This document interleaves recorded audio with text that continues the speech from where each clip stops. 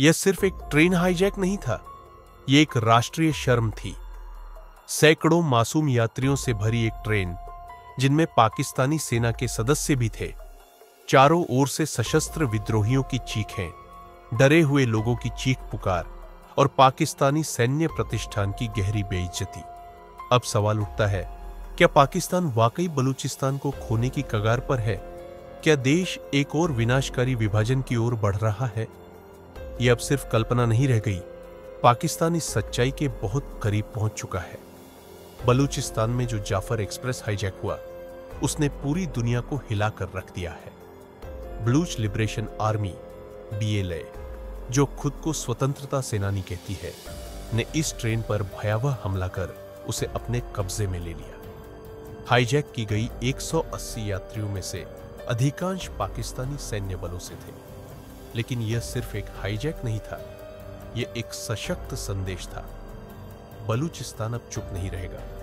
वे आजादी चाहते हैं। उन्होंने जैसे पाकिस्तान की सेना को युद्ध की खुली चुनौती दे दी। दशकों से पाकिस्तान की लगभग 44% भूमि क्षेत्र वाले बलूचिस्तान के लोग सैन्य दमन का शिकार हो रहे हैं। यह वही प्रांत है जो पाकिस्तान की अर्थव्यवस्था को खनिज और प्राकृतिक संसाधनों से संजीवनी देता है। फिर भी इसके निवासी नागरिक अधिकारों से वंचित है। हालांकि कुछ मानवाधिकार कार्यकर्ताओं ने पाकिस्तान अधिकृत कश्मीर और स्वतंत्र बलूचिस्तान की मांग उठाई है, लेकिन पाकिस्तान सरकार हमेशा से इन आंदोलनों को क्रूरता से दबाती आई है। असली सवाल यह है, क्या पाकिस्तान अब भी बलूचिस्तान को अपने साथ रख पाएगा, या बलूचिस्तान अब एक स्वतंत्र राष्ट्र बनने की ओर अग्रसर है? इतिहास गवाह है, जितना ज्यादा दमन होगा, उतना ही तेज प्रतिरोध खड़ा होगा। और जब कोई वास्तव में बदलाव चाहता है, तो उसे सीखना होता है, खुद को तैयार करना होता है। इसी वजह से रमजान के इस पवित्र महीने में मैं कुछ उत्साही, मेहनती और फोकस्ड लोगों को खुद सिखाऊंगा।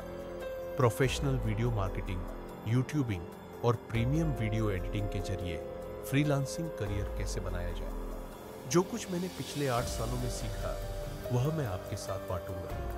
पूरी जानकारी के लिए डिस्क्रिप्शन बॉक्स और पहले कमेंट को देखिए। 11 मार्च 2025 की सुबह 9 बजे क्वेटा से पेशावर की ओर रवाना हुई जाफर एक्सप्रेस जब सीबी जिले के पास पहुंची, जो अफगानिस्तान और ईरान की सीमा के करीब एक पहाड़ी इलाका है, वहां ट्रैक पर बम विस्फोट किया गया। जैसे ही ट्रेन की रफ्तार धीमी हुई, 6 विद्रोहियों ने उस पर हमला कर दिया और 6 पाकिस्तानी सैनिकों को मार डाला। पाकिस्तानी सेना एक बार फिर बिना तैयारी के बलूच विद्रोहियों के सामने कमजोर पड़ गई। हाईजैक के बाद पाकिस्तानी सेना ने क्वेटा से हेलीकॉप्टरों के जरिए एक रेस्क्यू ऑपरेशन शुरू किया, लेकिन यह साफ जाहिर हो गया कि पाकिस्तान अब बलूचिस्तान के विद्रोह को काबू करने में नाकाम हो रहा है। BLA ने अपने संदेश में साफ कहा, सैन्य अभियान बंद करो और कैद बलूचों को रिहा करो, वरना बंधकों को मार दिया जाएगा।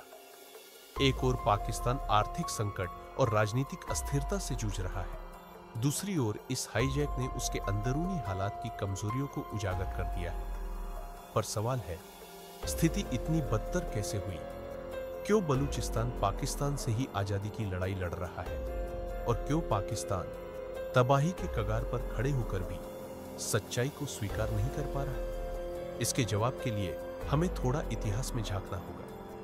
बलूचिस्तान एक समय एक स्वतंत्र और संप्रभु राष्ट्र था, लेकिन 1948 में पाकिस्तान ने इसे जबरन अपने कब्जे में ले लिया। तभी से बलूचों पर अत्याचार, गुमशुदगी, फर्जी एनकाउंटर और सैन्य दमन की घटनाएं लगातार होती आई है। बलूचिस्तान पाकिस्तान का सबसे बड़ा और संसाधन संपन्न प्रांत होते हुए भी उसकी अर्थव्यवस्था में सिर्फ 4% योगदान देता है। तो इन संसाधनों का फायदा कौन उठा रहा है? जाहिर है, बलूच जनता नहीं। अगर मिल रहा होता तो वे आज पाकिस्तान के सबसे गरीब क्षेत्रों में न होते। सिर्फ इतना ही नहीं, अब पाकिस्तान ने एक और कदम उठाकर उन्हें और ज्यादा अपमानित किया है। चीन को उनकी जमीन सौंप दी है। चीन पाकिस्तान आर्थिक गलियारा CPEC परियोजना के तहत हजारों चीनी मजदूर और बस्ती बसाने वाले लोग इस क्षेत्र में आ रहे हैं। बलूचों को डर है कि वे धीरे धीरे अपने ही देश में अल्पसंख्यक बन जाएंगे। पाकिस्तान की सेना जो खुद को अजेय मानती है, जफर एक्सप्रेस हाईजैक जैसी घटनाएं उसकी कमजोरी को बार बार उजागर कर रही है। बीएलए लगातार सफल हमले कर रहा है। तो अब सवाल उठता है, जो देश अपनी सेना को भी सुरक्षित नहीं रख सकता, वह कैसे एक पूरी जाति को नियंत्रित करने का दावा कर सकता है? यह पहली बार नहीं है जब बलूच विद्रोहियों ने पाकिस्तानी सेना पर हमला किया है। वहां ऐसी घटनाएं आम हो गई हैं। बलूचिस्तान का कठिन भूगोल किसी भी सेना को कमजोर कर सकता है। अब पाकिस्तान की सबसे बड़ी चिंता यह है कि अगर बलूचिस्तान स्वतंत्र हो गया तो इसका असर देश पर विनाशकारी होगा।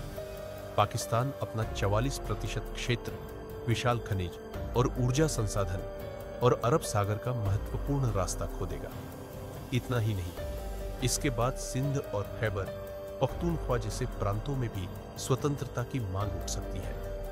पाकिस्तान का सबसे बड़ा डर यही है, अगर बलूचिस्तान अलग हो गया तो शायद पूरा देश ही बच नहीं पाएगा। अब भी समय है कि पाकिस्तान बलूचों को उनका अधिकार दे और देश में शांति बहाल करे। क्या पाकिस्तान यह कदम उठाएगा या नहीं, यह तो समय ही बताएगा। लेकिन सवाल अब भी कायम है, क्या पाकिस्तान बलूचिस्तान को अपने साथ रख पाएगा या दुनिया जल्द ही स्वतंत्र बलूचिस्तान का उदय देखेगी?